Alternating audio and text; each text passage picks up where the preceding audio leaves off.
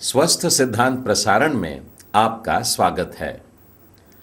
परमेश्वर पिता का धन्यवाद हो कि इस बाइबल अध्ययन माला के द्वारा हम लगातार सुधारने वाली शिक्षा को हमारे जीवन में ग्रहण कर पा रहे हैं। पिछले 3 सप्ताह से हमारे मनन का विषय रहा है क्रिस्तीय सहभागिता। ये बेहद दुख की बात है कि हमारी सहभागिता में वास्तविक सहभागिता होती ही नहीं है। संगति एक शब्द बनकर के रह गया है जो हम चर्च के लिए एक समानार्थी बना करके रखे हैं। सहभागिता शब्द का अर्थ न तो समझा गया है और न ही उसका अनुभव लिया गया है। इसीलिए क्रिस्तीय सहभागिता के अंतर्गत बहुत सारी खामियां हमारे इसमें नजर आने लगी है, बहुत सी गलत बातें हैं जो हमारे जीवन में नजर आने लगी है, और इसीलिए आज हम सीख रहे हैं कि सहभागिता कैसे न करें। अब तक हम लोगों ने इस विषय पर 3 पाठ पढ़ चुके हैं। Up till now we have studied 3 lessons on how not to fellowship. Lesson number 1, do not disregard the indispensability of fellowship. सहभागिता की अनिवार्यता को अनदेखा न करें। Lesson number 2, do not be overruled by self interest. स्वार्थपूर्ण व्यवहार न करें। Last week we have seen the third lesson and that was do not be hypocritical in love. पिछले सप्ताह हम लोगों ने तीसरा पाठ सीखा था कि प्रेम में पाखंडीपन न हो। Today we are going to study the 4th lesson, and that is do not postpone reconciliation. आज हम लोग इसी विषय पर चौथा पाठ सीखने जा रहे हैं जो हमें कहता है कि मेल मिलाप को स्थगित न करें। मैं फिर से दोहराता हूं, हाउ नॉट टू फेलोशिप, सहभागिता कैसे न करें। चौथा पाठ, मेल मिलाप को स्थगित न करें। प्रिय मित्रों, सुसमाचार वास्तव में मेल मिलाप का सुसमाचार है, और यदि मैं क्रूस को देखता हूं तो चिन्हात्मक रूप से मुझे यह निर्देश उसमें से मिल रहा है कि मुझे मेल मिलाप करना है। क्रूस में एक मध्य खंबा होता है, और यह मध्य खंबा मुझे परमेश्वर के साथ में अपने मेल मिलाप को दिखाता है, और जो दूसरा आड़ा तख्ता होता है यह मुझे मनुष्यों के साथ में आपसी मेल मिलाप की तरफ इशारा करता है। हमें परमेश्वर के साथ में भी मेल मिलाप करना है और आपस में मनुष्यों के साथ में एक दूसरे के साथ में भी मेल मिलाप करना है। बाइबल में इफिसियों के नाम पौलुस प्रेरित के पत्री में यह बात हमें शब्दों में स्पष्ट दिखाई देती है। इफिसियों उसका 2 अध्याय और उसके 13वें वचन में देखिए लिखा है, पर अब मसीह यीशु में तुम जो पहले दूर थे मसीह के लहू के द्वारा निकट आ गए हो। अभी मेल मिलाप हो रहा है, किसके साथ में? आपस में भी और परमेश्वर के साथ में भी, क्योंकि वही हमारा मेल है जिसने दोनों को एक कर लिया और अलग करने वाली दीवार को जो बीच में थी ढा दिया।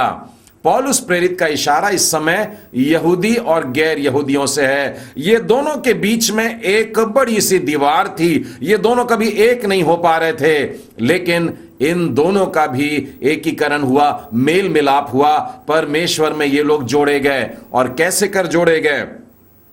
18वें वचन में देखिए, उसी अध्याय में लिखा है, क्योंकि उसी के द्वारा, प्रभु यीशु के द्वारा, हम दोनों की एक आत्मा में पिता के पास पहुंच होती है। तो प्रभु यीशु मसीह की कुर्बानी, उसका वो क्रूस हमें बताता है कि उसने हम सबको समेट लिया और परमेश्वर के साथ में जोड़ दिया।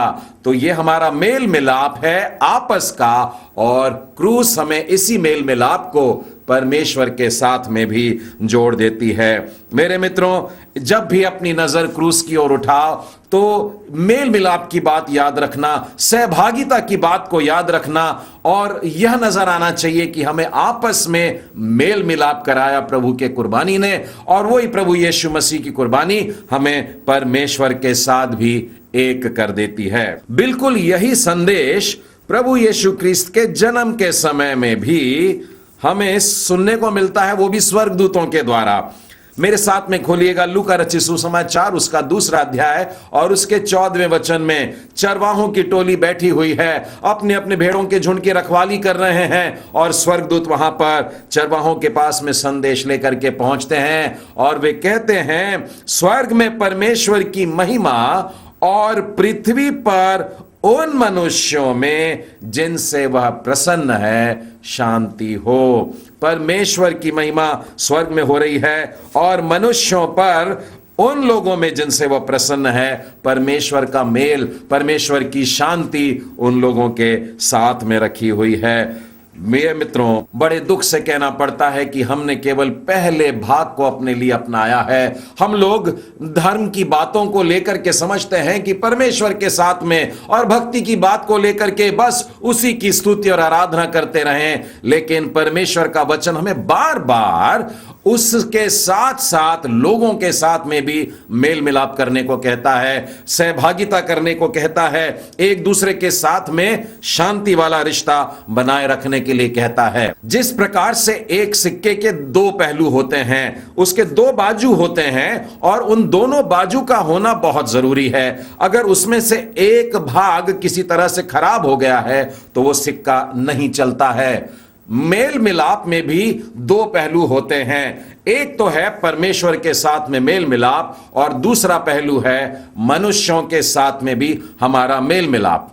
अब मान लीजिए आपके जीवन में आप परमेश्वर के साथ में बहुत अच्छे से जुड़े हुए हैं, लेकिन मनुष्यों के साथ में जुड़े हुए नहीं हैं। आपके मेल मिलाप के सिक्के का एक भाग बहुत अच्छा चमकता है, लेकिन दूसरा भाग खराब हो चुका है, तो यह सिक्का खोटा हो गया, ये चलने नहीं वाला है।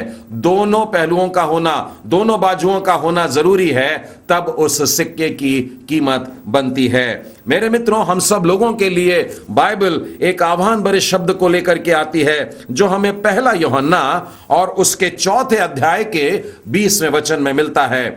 यहां पर यह लिखा है, यदि कोई कहे मैं परमेश्वर से प्रेम रखता हूं और अपने भाई से बैर रखे तो वह झूठा है, वो खोटा है।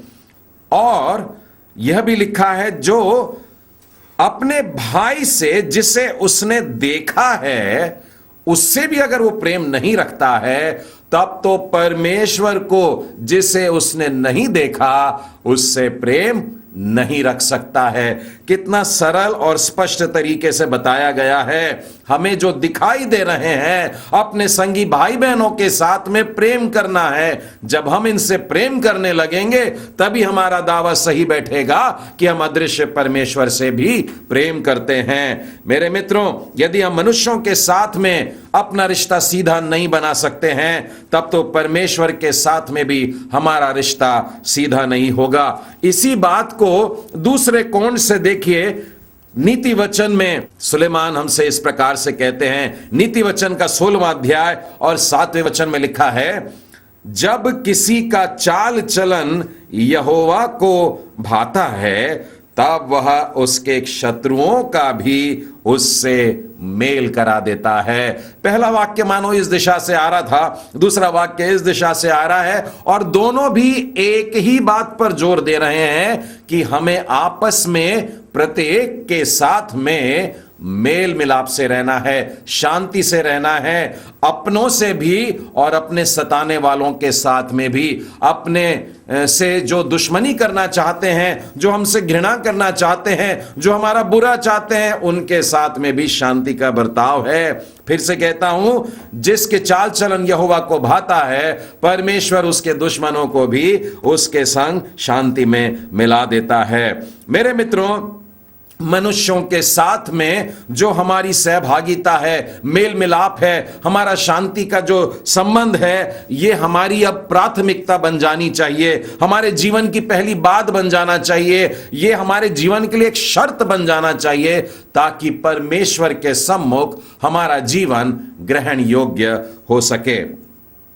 प्रभु यीशु ने पहाड़ी उपदेश में इसी बात को और भी सरल शब्दों में बताया है। मत्ती रचित सुसमाचार उसके 5वें अध्याय में और उसके 23वें वचन से आगे देखिए क्या लिखा है। इसीलिए यदि तू अपनी भेंट जब वेदी पे लेके आता है और वहां तुझे स्मरण आता है कि तेरे भाई के मन में तेरे लिए कुछ है, तब पहले अपने भाई से मेल मिलाप करना है। अपने भेंट को वेदी के पास ही वहीं छोड़ दे, अभी मत चढ़ा, परंतु पहले भाई से जाकर के मेल मिलाप कर वापस आ और उसके बाद में भेंट चढ़ा। परमेश्वर के साथ में तेरे मेल मिलाप की बात बाद में करेंगे। प्रभु यीशु कहता है पहले भाइयों के साथ में तो मेल मिलाप कर ले, उनके साथ में तेरा सुलह हो जाए, उसके बाद में तू परमेश्वर से मेल मिलाप कर पाएगा। मेरे मित्रों, इस शास्त्र भाग को यदि हम गौर से पढ़ें तो यह पता लगता है कि यदि तेरे भाई के मन में तेरे लिए कुछ विरोध है, अर्थात तूने कुछ गड़बड़ी किया है, जरूर तेरे कारण कुछ बात हुई है जिससे तेरा भाई दुखी हो गया है, इसलिए तू जा। कहने का मतलब आप दोषी हैं और आपने किसी को दुख दिया है, और यदि आप दोषी हैं तो बाइबल सिखा रही है कि आपको जाना है, आपको पहल करना है और आपको मेल मिलाप करना है। मान लीजिए, दूसरा भाग देखते हैं, मान लीजिए आप दुखी हैं और अब की बार आपके भाई ने कोई ऐसा काम किया है जिसके कारण आपके आंसू बहे हैं, आपने चोट खाई है। ऐसी परिस्थिति में हमें क्या करना चाहिए?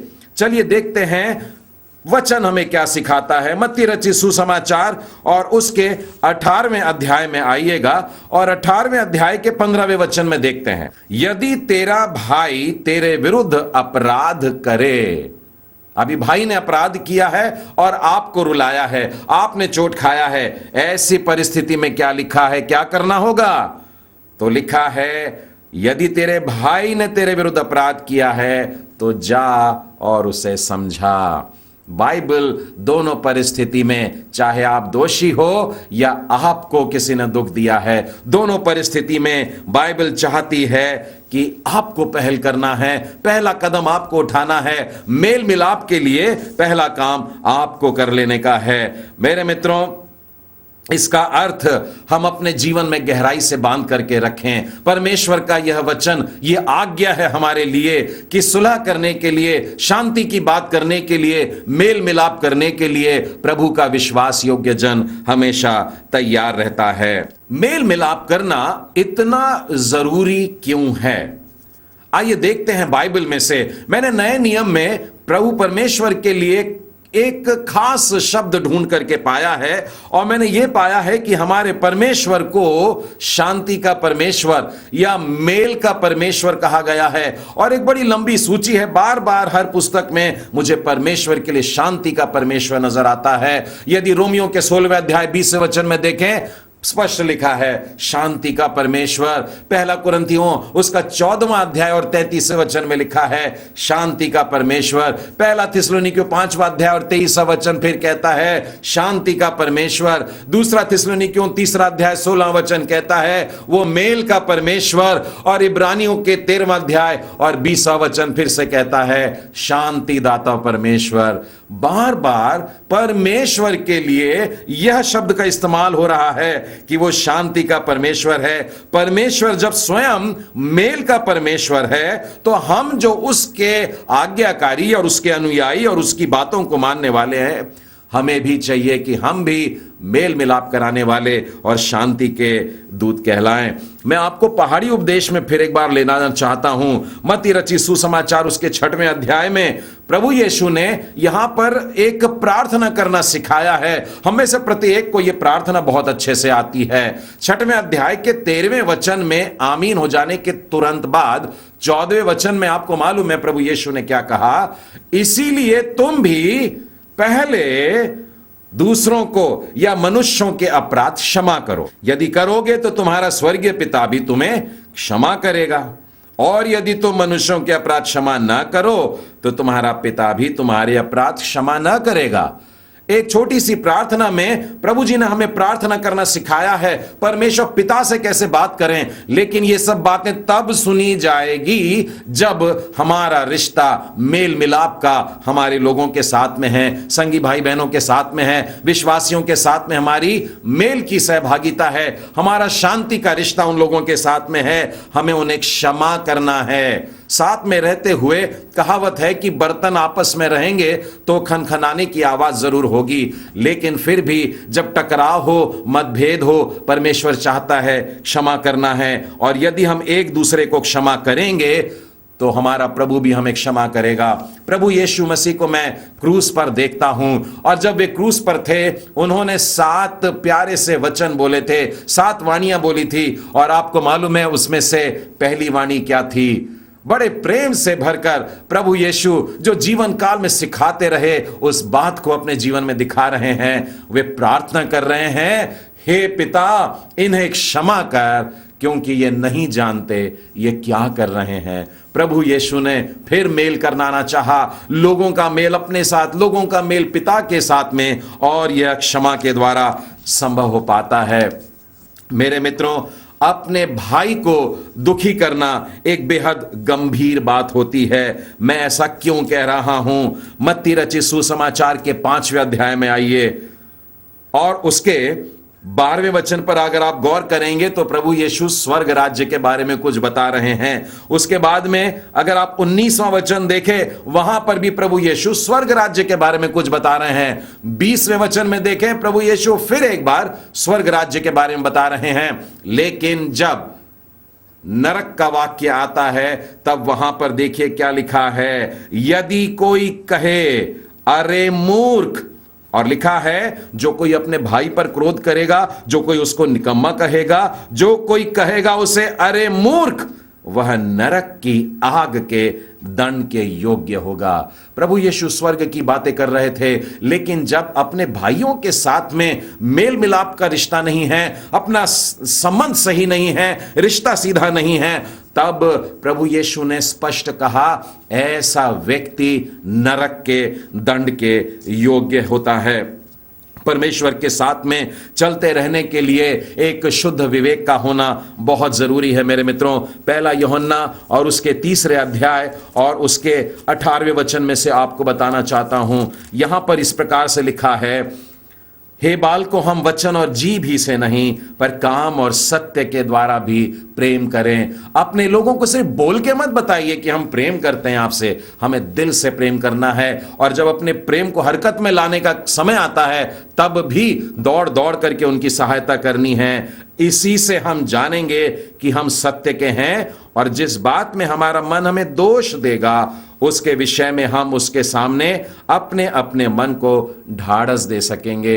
हमारा मन कई बार हमें दोषी ठहरा देता है, कुछ बातें ऐसी हमें स्मरण दिलाता है जिसके कारण दोष बोध होता है, हम दुखी हो जाते हैं। लेकिन मेरे मित्रों, 20वां वचन कहता है परमेश्वर हमारे मन से बड़ा है और वह सब बातों को जानता है। हमारा प्रभु क्षमा करने वाला परमेश्वर है, वो हमारे बोझ को उठाने वाला परमेश्वर है, हमें फिर एक बार शुद्ध मन और शुद्ध विवेक देने वाला परमेश्वर है। आइए हियाव बांधें और परमेश्वर की इस आज्ञा को पूरा करें, और मेल मिलाप का जब समय आता है उसको स्थगित न करें।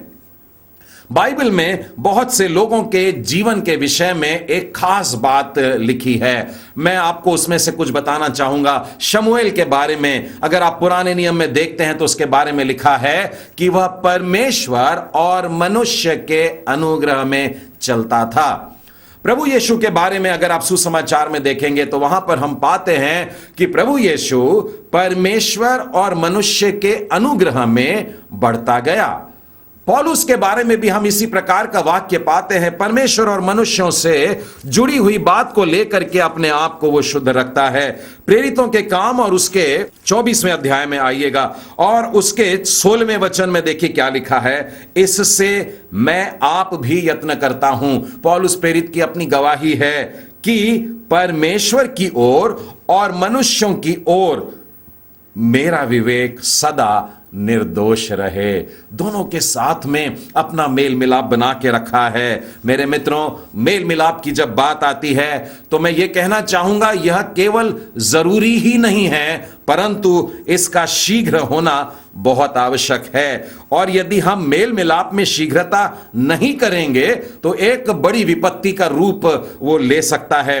मेरे साथ में खोलिएगा इब्रानियों की पत्री, उसका 12वां अध्याय और उसका 14 और 15वां वचन। सबसे मेल मिलाप रखो, हर एक से मेल मिलाप रखने को कहा जा रहा है, और उस पवित्रता के खोजी हो जाओ जिसके बिना कोई प्रभु को कदापि देख नहीं सकेगा। सबसे मेल मिलाप रखना है और पवित्रता का रिश्ता रखना है, तभी हम परमेश्वर को देख पाएंगे।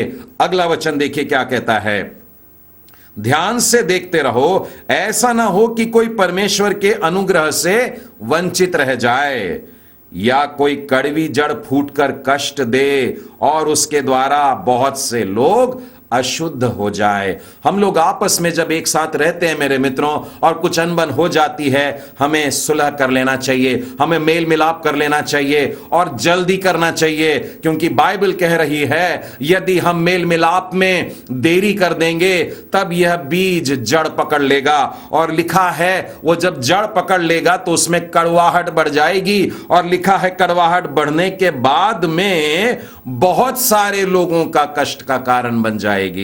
मेरे मित्रों, इसलिए बाइबल हमें चेतावनी दे रही है कि हम जब क्रोध भी करते हैं तो बड़े संभल के करें। मैं आपको इफिसियों की पत्री और उसके 4 अध्याय में ले चलता हूं और उसके 6वें वचन में देखिए, इफिसियों की पत्री और उसके 4 अध्याय और उसके 26वें वचन में देखिए क्या लिखा है, क्रोध तो करो पर पाप मत करो। हमें क्रोध करने की अनुमति दी जा रही है, लेकिन खबरदार किया गया है कि हमें पाप नहीं करना है। और ये कैसे कर संभव होता है, उसका उत्तर भी वहीं लिखा है, सूर्य अस्त होने तक तुम्हारा क्रोध न रहे। शाम होने के पहले, दिन ढलने के पहले हमारा क्रोध समाप्त हो जाना चाहिए। जिस पर हम भड़के थे उसके साथ में जाकर के फिर एक बार मेल मिलाप कर लेना बहुत जरूरी है। मेरे मित्रों, अंग्रेजी में क्रोध के लिए शब्द है एंगर, और इस शब्द में केवल एक अक्षर कम पड़ता है। यदि इसके आगे हम एक डी लगा देते हैं तो वो एंगर शब्द बन जाता है डेंजर। कहने का मतलब क्रोध खतरे की घंटी होता है, खतरे के बड़े करीब होता है, और इसी के लिए हमें क्रोध में रह करके सुलह कर लेना बहुत जरूरी है। समय रहते अपने को मेल मिलाप में दूसरों के साथ में मिल जाना बहुत जरूरी होता है। भजन संहिता के 30वें अध्याय में और उसके 5वें वचन में देखिए क्या लिखा है, उसका क्रोध तो क्षण भर का होता है। परमेश्वर का क्रोध थोड़े समय का होता है, परंतु उसकी प्रसन्नता जीवन भर की होती है। प्रभु कितना प्यारा है, प्रभु कितना महान है, और हमें भी चाहिए कि इसी बात को करें। लेकिन हमारे जीवन में, मनुष्यों के जीवन में होता क्या है, हमारे जीवन में प्रेम जो होता है वो क्षणिक होता है, और हमारा क्रोध जो होता है वो बहुत लंबे समय का होता है। परमेश्वर हर समय या लंबे समय तक क्रोध नहीं करता। यदि आप नूह की घटना के लिए उत्पत्ति के 6वें अध्याय में जाएंगे तो आप वहां पर पाते हैं कि परमेश्वर कहता है, मेरा आत्मा अब से मनुष्यों के साथ में लगातार वाद विवाद करता नहीं रहेगा। क्यों ऐसा कहा परमेश्वर ने? आगे लिखा है, क्योंकि मनुष्य नश्वर है। हे मेरे मित्रों, मनुष्य बड़ा नाजुक जीव है, और कुछ दिनों के लिए हम इस धरती पर आते हैं, तो क्यों कर हम एक दूसरे के साथ में झगड़ा करें? क्यों एक दूसरे के साथ में हमारे संबंधों को खराब करें? हम एक दूसरे के साथ में मेल मिलाप से रहें। यदि किसी के साथ में झगड़ा है, बातचीत बंद है, मेरे मित्रों, आज परमेश्वर का वचन आपसे कहता है, वरन आज्ञा देता है, उनके साथ में आज ही मेल मिलाप कर लें। परमेश्वर चाहता है हम उन्हें क्षमा करें, परमेश्वर कहता है हम उनसे माफी मांग ले। वरन परमेश्वर कहता है कि जैसे मैंने तुम्हें माफ किया वैसे ही तुम भी एक दूसरे को माफ करो। इफिसियों के 4 अध्याय में और उसके 32 वचन में लिखा है, एक दूसरे पर कृपालु और करुणामय हो, और जैसे परमेश्वर ने मसीह में तुम्हारे अपराध क्षमा किए वैसे ही तुम भी एक दूसरे के अपराध को क्षमा करो। मेरे मित्रों, सारी कड़वाहट निकाल के दूर कर दो, क्योंकि परमेश्वर ने आपको क्षमा किया है, परमेश्वर ने आपके मन को शुद्ध किया है। अब उसी शुद्ध मन को लेकर के दूसरों के अपराधों को भी क्षमा करना बहुत जरूरी है। हे मेरे मित्रों, बाइबल हमें क्षमा करना सिखाती है। मुझे वो दृष्टांत याद आता है जहां पर बड़े कड़क शब्दों में प्रभु यीशु ने कहा था, एक स्वामी था और उसके दास ने उससे कर्जा लिया, 10,000 तोड़े लिए, और कुछ समय के बाद में जब लौटाने की बात आई तब यह दास गिड़गिड़ाने लगा, रोने लगा और बोलने लगा कि हे स्वामी, मेरे पास देने के लिए कुछ भी नहीं है। तब स्वामी ने दया किया और कहा, ठीक है, तेरा सारा कर्जा माफ कर देता हूं। और ये खुशी खुशी उस स्थान से निकलता है, और जब बाहर निकलता है तो उसे एक आदमी मिलता है जिसे उसने मात्र 10 दिनार दिया हुआ था, और उसने जाकर के उसका गला पकड़ लिया और बोला, मेरे पैसे लौटा दे मुझको। इस व्यक्ति को चाहिए था कि अपने स्वामी की दया को स्मरण रखता कि मेरे 10,000 तोड़े को माफ किया। 10,000 तोड़े से तात्पर्य है 20 वर्ष की कमाई। और अब जब ऐसा आदमी मिला जिसको मैंने कर्जा दिया था मात्र 20 दिन की कमाई, तो मैं उसे क्षमा न करूं? जब स्वामी को यह बात पता चली तो उसने उस दास को पकड़कर अंधेरे में डाल दिया, बंदी गृह में डाल दिया। हे मेरे मित्रों, प्रभु यीशु ने यह दृष्टांत क्यों कहा? परमेश्वर ने हमारा बहुत बड़ा कर्जा माफ किया, हमारा बहुत बड़ा गुनाह का बोझ उठा लिया, और अब चाहता है कि जैसे उसने हमें माफ किया इतने बड़े कर्जे से, हमें भी चाहिए कि हम छोटी छोटी बातों में लोगों को माफ करें।